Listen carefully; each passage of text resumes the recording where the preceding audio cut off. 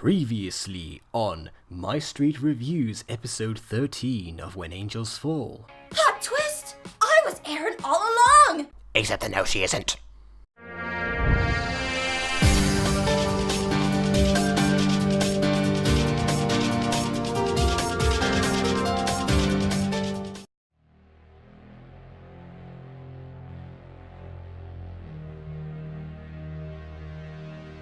This entire situation is a complete mess. Years of planning foiled when you decided to try and be a father. So much planning. Wasted!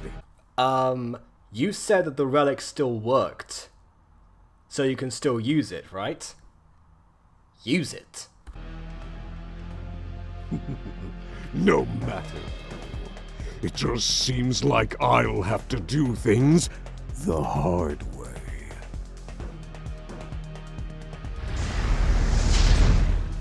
Meaning that it'll be harder for you to do it because the relic you wanted wasn't the one you got. Fantastic.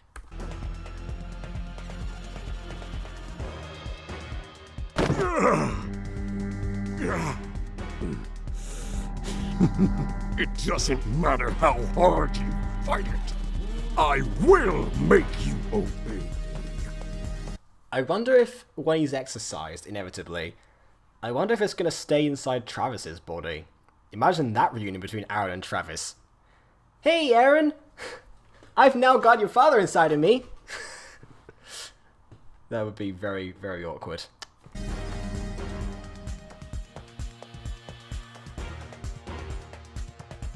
Sir, the damaged sections have repaired themselves and preparations have been completed. We should be ready. Are you sure you will be able to withstand? I wouldn't have been able to before. But now, thanks to my friend, Derek, I can. So if he was preparing to not be able to withstand Aaron's power in the relic form, then why would he try and make Aaron the relic? If Derek was able to be suppressed by him and Aaron wasn't, why not go after Derek? Indeed, so many years of planning wasted because you waited for Aaron to grow up into a 30-year-old man, or 33, or however old he is right now. And this is what happens. Again, you didn't really think this through, did you? At all. It's almost like the Guardian Forces is planning. Which again, I made fun of before, but now I know that Michael is behind it. It's Michael's plan that he's mocking. Activate the aetherical array.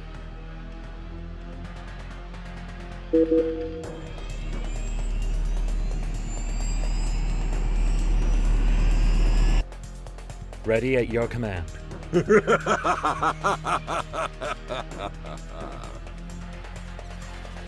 Fire! Sir? Sir? Is everything okay?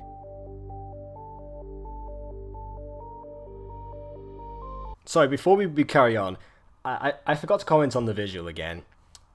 I guess I'm so used to it by now, it's slightly numbing, but it really shouldn't be.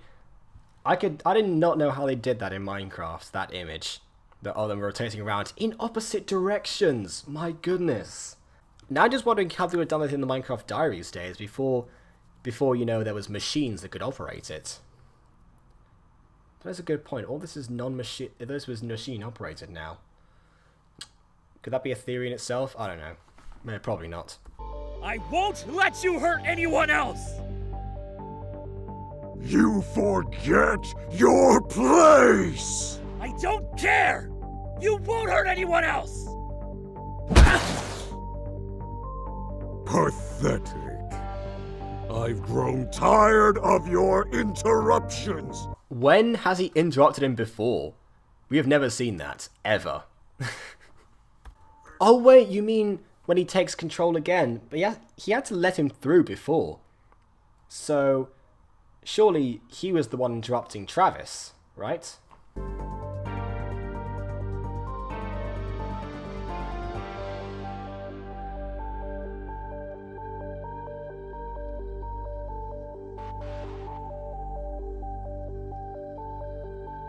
There's the shot I was looking for. There's the Blue Jay Studios cam right now. There it is. What happened here? Michael's work. I vaguely remember this. So, it wasn't from Aaron? No. He was battling someone else.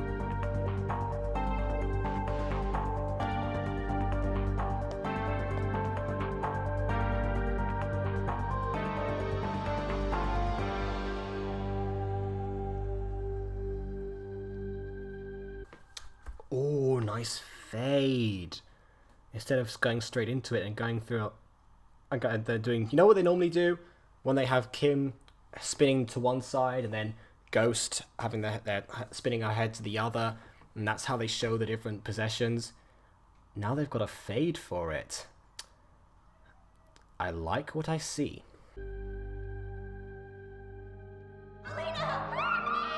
Don't you take one step closer, or I'll take her life myself!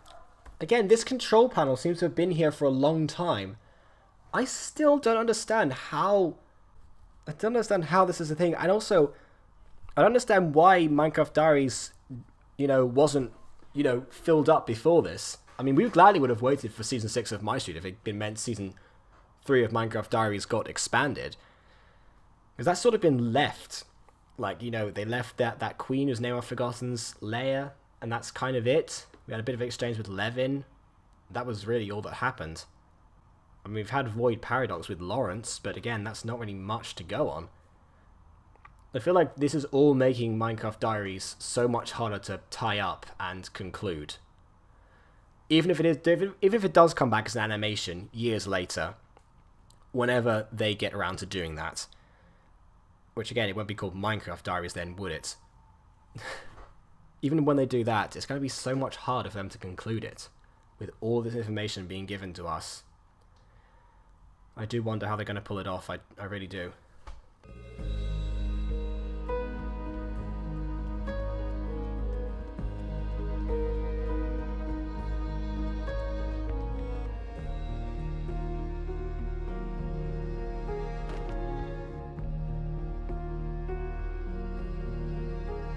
No.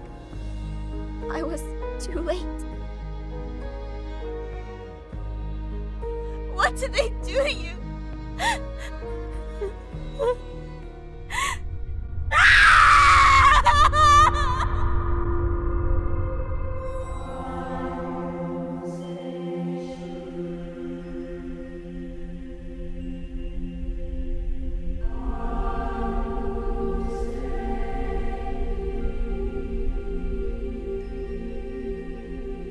They're still there? Wait, he's been transported into... That looks like the Irene dimension. I thought that was the floor that they were on together beforehand, but... Nowadays that makes no sense, and that was stupid of me to assume. So... Where are they then? And if it is the Irene dimension... I guess that makes sense that no time has passed, but... At the same time, wouldn't they be like in year 3 by now? If that were the case. I don't know. It's hard for me to process anything at the moment after just seeing that incredible emotional moment. I have no words for that, as you clearly saw. I can add nothing to that. It's perfect. I mean, normally it gets annoying when you see those kind of things in media where there's like a double entendre and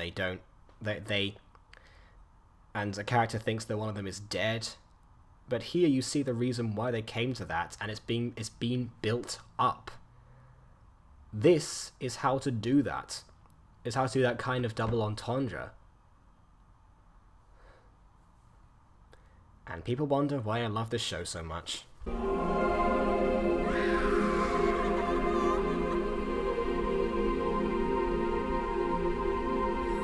Okay, this is Future Jacob, something that I noticed while editing this video that I forgot to comment on.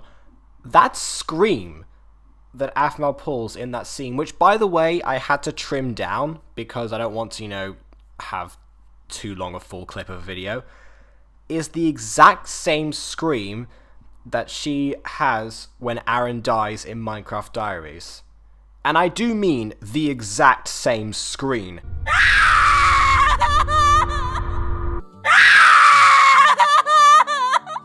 It shows that there is an exact biological connection between Aphmau and Irene, her Diaries counterpart.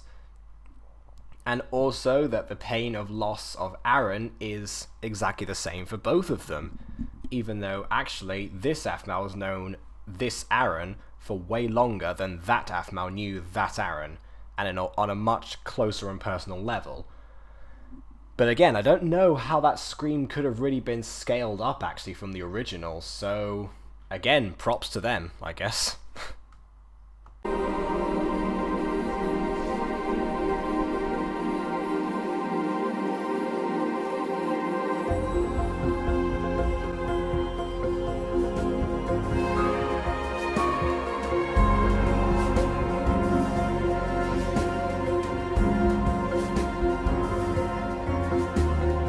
I just realised, how is Irene there? Because we've had her before in... Remember? We had her in the afterlife being judged. So how is she still there? Is that like another fragment of her or something? Is that just symbolic? I don't know. Caitlin, please, just listen to me! If you don't release me, then as soon as I'm free, I'm going to throw you off this cannon! No, please, this is for your own good! Someone else is controlling your body, and I know you're still in there! Well, it's held up a lot more than I thought it did. Also, well done for climbing out of that hole. You probably levitated or something, but who knows? Can she levitate? That's the question. We know that Darius Lucinda can teleport, so... yeah, I guess her fragment can teleport. Why not? You really think I'd let her out? Or even see the light of day? She's gone. And you'll be next!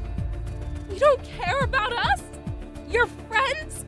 It's not Caitlin talking. She wouldn't say, I'd let her out if it were Caitlin talking.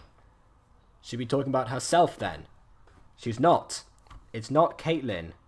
So of course she doesn't care about you, her friends, because you are not her friends, because that is not her. We came here for you! I never cared about you! I never cared about anyone! The moment I'm released, I'm going to send you falling to your death! And that should have been the giveaway that it's not, in fact, Caitlin.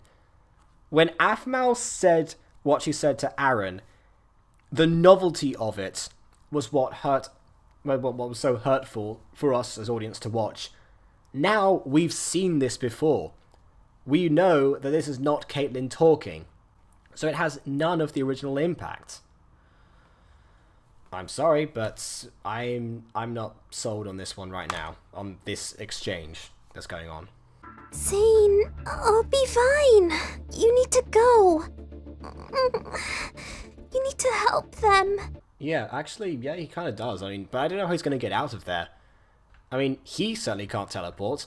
I saw a comment, actually, that I didn't on episode 12 that said, Zane is the only normal human left. As in, one who's not been turned or tainted by a curse or anything. Everyone thinks he's going to die. I don't think he is. I mean, if Zane dies, I mean, jeez. That would be too much a risk even for Aphmau to take, I would say.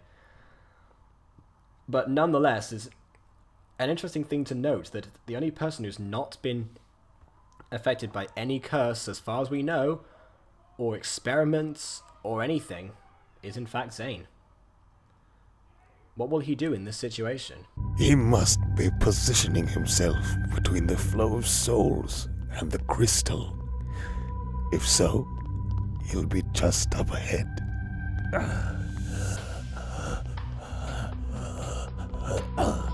The celestial cannon was meant as a weapon for protection.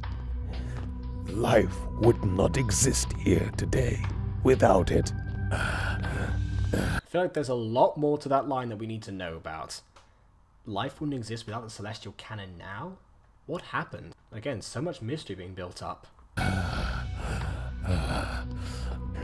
But I should have destroyed it long ago.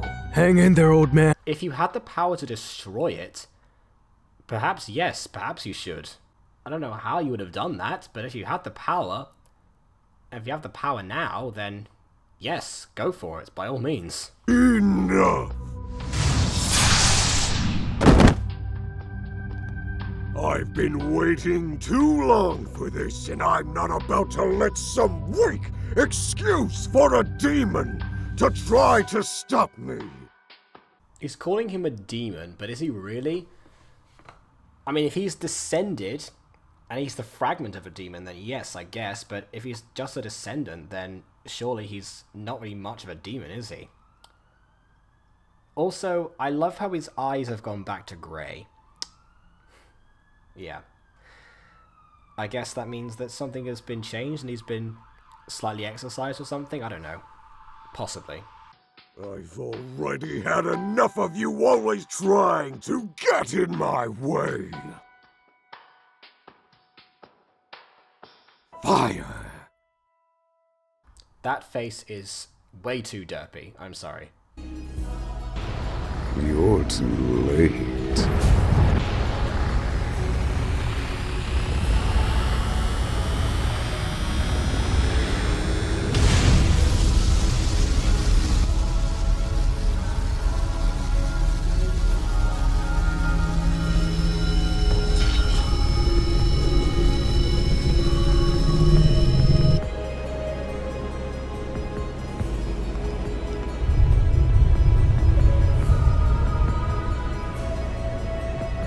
Was that Nate? I hope that wasn't Nate.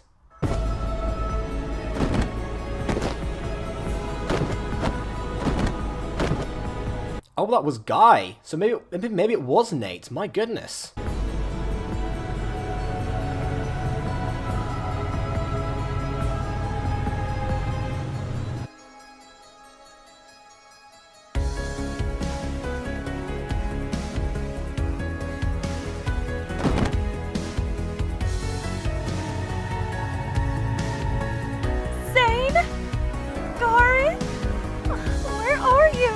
Where have you been this entire time is the question.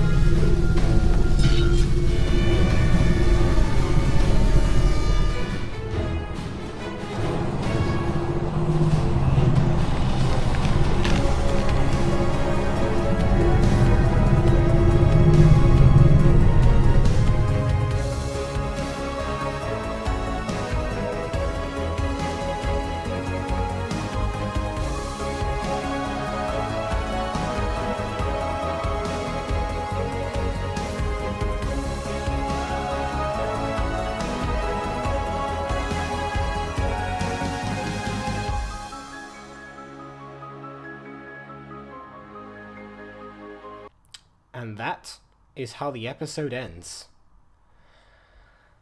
Well then.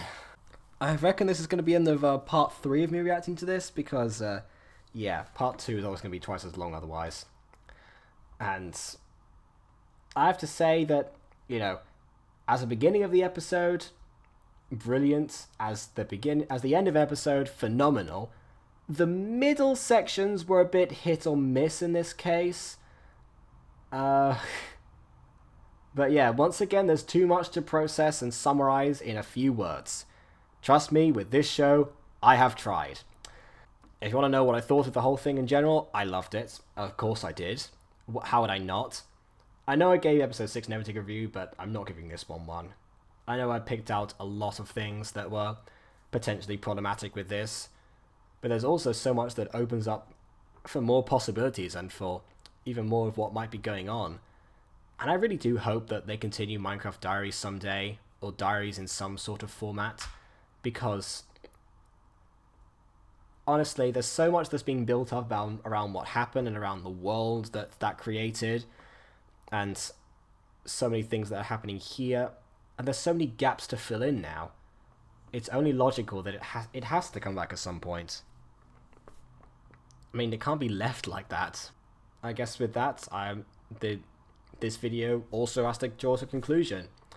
Again, if you haven't seen The Mutant Girl, it's not going to be nearly as brilliant as this, but it's still, you know, nonetheless a pilot of an episode that, you know, of a series that I'm going to continue, and I want to actually become something a lot more than it actually is right now.